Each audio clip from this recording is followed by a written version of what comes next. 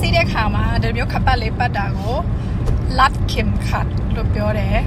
လတ်ခင်ခတ်ဒီဟာကိုဘော်လို့ပြောတယ်ဘော်ဟိုတဝီထိုးပါကုန်းရေးချချွေထိုးဘော်ပုံစံလိုမျိုးပေါ့နော်ဘော်ဒီမန်ကိုกระจกมองหลัง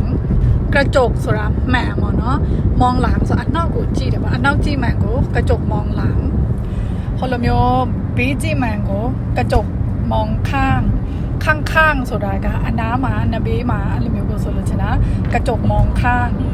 နော်မှန်ကိုချပါဆိုလို့ရှင်အောက်ကระจกลงလို့ပြောလို့ရတယ်ပေါ့နော်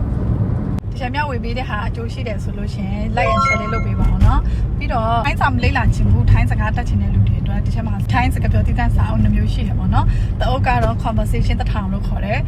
ready make စာကြောင်းပေါင်းတစ်ထောင်စာအုပ်ဖြစ်တယ်ကျန်တဲ့တအုပ်ခါကြတော့စကားပြောတည်တတ်စာအုပ်ဖြစ်တယ်သူကစကားလုံးတွေလည်းပါတယ်အပြန်အလှန်စကားပြောတဲ့ဟာတွေလည်းပါတယ်ပေါ့နော်အဲကြောင့်မလို့မယူချင်တယ်ဆိုလို့ရှင်ချက်ပေါက်မှာတစ်ခါတည်းလာမ